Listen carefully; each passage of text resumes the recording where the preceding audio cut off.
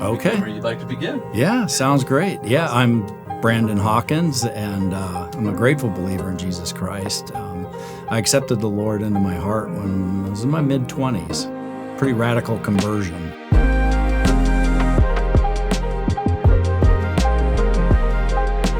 We'll get into it. It's a long story, but it was basically at a bar with a bouncer that had been witnessing to me, and I accepted the Lord that night. And I went home and said, Mom, I just became a Christian. And it was probably about 3:00 in the morning. She said, go to bed, you're drunk. But no, it was God, and he had saved me that night. Yeah, so pretty radical, and I was a pretty extreme person. And so my conversion was very radical, and so I really started digging into the Bible, and I just couldn't put it down. I was just reading everything, and it was Jesus this and Jesus that, and my family was even, you're a little kind of over the top right now. Let's just tone it down a bit, that kind of thing. But I started just reading every commentary I could get my hands on. I was really searching for the truth. And I even started going to Arizona College of the Bible, taking some Bible classes, and I was learning so much, so fast and growing. But, as the Bible warns about getting puffed up and prideful, well, I was armed and dangerous, and I was lopping people's heads off with the sword of the word. In love, of course, and being very extremely judgmental, as though I had the right to be. And it led to extreme religiosity. And that carried me away, and then started small compromises in my faith, and then which led to bigger compromises in my faith. And those ended up leading to a pretty extreme carnal lifestyle that I'd struggled with for several years. It had ultimately gotten so far down the road that I thought, if you can lose your salvation, surely I've lost mine. I just really felt that I was in that really dark, deep despair. I still believed in God. I still prayed to him, except it wasn't a prayer of repentance. It was a prayer, take me out of this world. I'm a horrible witness. I'm no good, no earthly good to anyone. Just, take me out. But fortunately, God reached down and said, I'm not through with you yet. And so fortunately, I took small steps to get back towards him. And it's like he was pulling me in leaps and bounds towards him. Yeah, it was great. And again, getting back on the right track. And then my wife, whom I met later, really thought she was marrying the man of her dreams. And she was just an amazing woman of God, and volunteer chaplain now. And so I had a relapse, and the man of her dreams turned out to be a nightmare. And so she was insistent that I get help, that we get help, and included telling our Bible study group about what had happened. And the man that led the Bible study group was my boss. And so, I was pretty sure that was a horrible idea, and very afraid of the condemnation and judgment that, might come along with sharing that kind of a story. But really surprised me. They threw their arms around me. They just loved on me, and they got me a counselor, set up with a counselor to meet with, and then they recommended that I go to Celebrate Recovery. I said, okay, I'll go at the strong encouragement from my wife that I was going to go. And but the time when I went there, I just I was very shamed, and so I kind of felt like I had my tail between my legs, and looking down mostly, telling people what I had done. But I said, I'm not like these people. I don't belong here. I'm not one of them. And 18 years later, I am absolutely one of those people, and just absolutely love it. Oh, it's a process, and it is scary, and it's hard. And I mean, the first 5 years in recovery, I said, this is too hard. I'm just going to be who I'm going to be and let the chips fall where they may. But then I got a hold of myself and said, that's not what I want for my life. And so I went to another meeting. it's very scary, and I think there's this natural tendency to not want to be disciplined and do the work that's needed. And it's not like I'm working for my salvation, but I'm partnering with God in this thing called life, and waging war against the flesh. And if we truly interested in transformation, like you said, we have to consider being renewed by the transformation of our mind, taking captive every thought to the obedience of Christ, and being transformed daily by the renewing of our mind. And that takes a lot of discipline and an intentional effort to do that. And it's not something you can just kind of pop in, pop out, and then it takes a lot of practice, because you do get a lot of these breakthroughs, and you go, oh my gosh, God just revealed the most amazing thing to me. But then you have to follow through with what does that look like in my life, and because there really is no breakthrough without follow through. God has shown me so much through the program. I had a pretty tough childhood growing up, experienced a lot of trauma.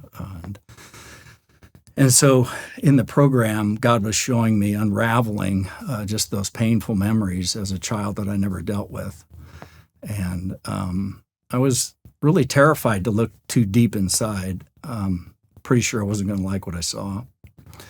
And but when God gave me the courage to look deep inside, I understood why I did some of the bizarre behavior, some of the self-destructive, self-sabotaging behavior. And I actually even kind of liked that guy, and kind of saw as frail and fragile as he looked. I liked it. And so from there, I just really grew, really got connected with myself, was able to really do that deep evaluation, that spiritual appraisal that the Bible says that we're supposed to be doing.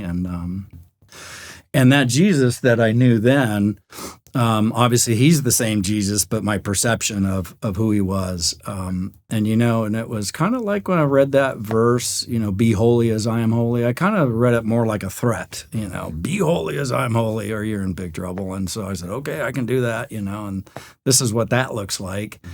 Come to find out, it was really more of an invitation. Be holy, even as I am holy.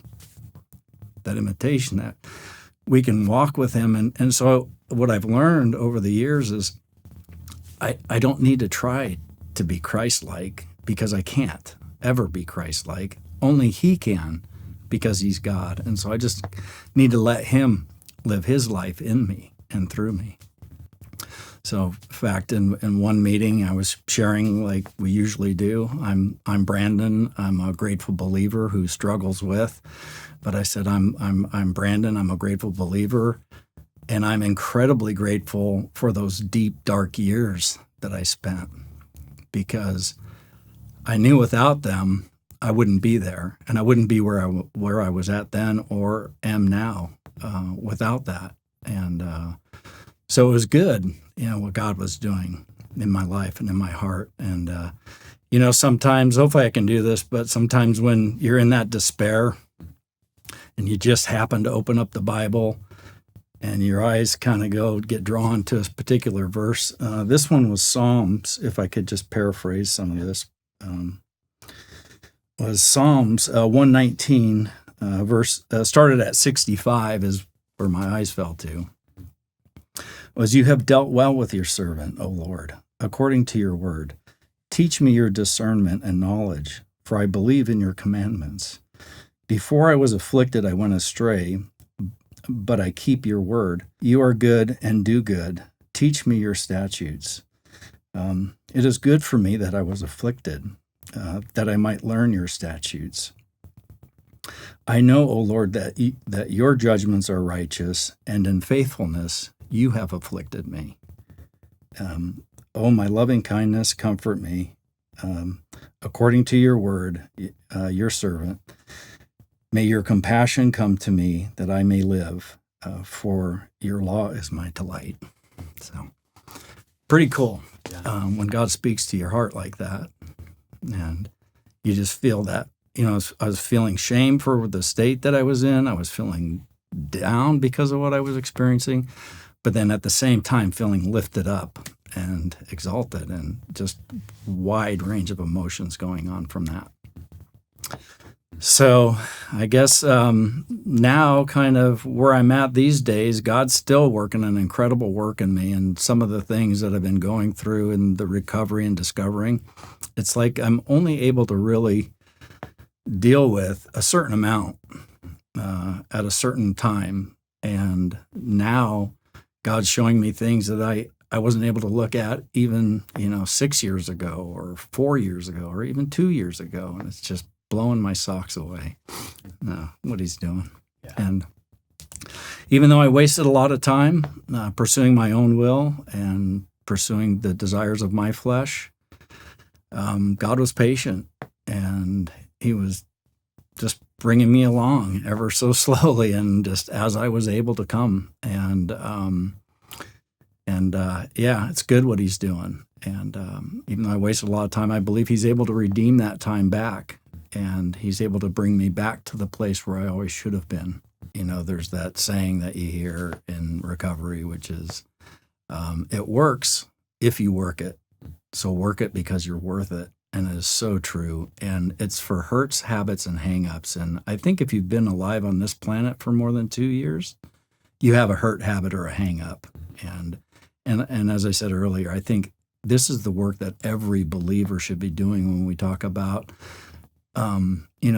being transformed by the renewing of our mind. We have to recognize that all of the stuff that happens, every action is rooted in the thought that produced it. And if there's an area in your life that is not going well, you have to kind of take a look at that. And knowing that all your thinking is going to get you that. And if you always do what you've always done, you'll always get what you've always gotten. And who wants more of the same old thing anyway, Certainly not believers. Mm-hmm.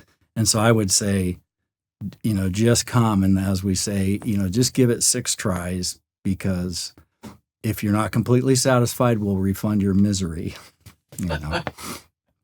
And I'm telling you, there's just so much love present in the groups. And like I said, no condemnation. Nobody's getting castigated for their testimony.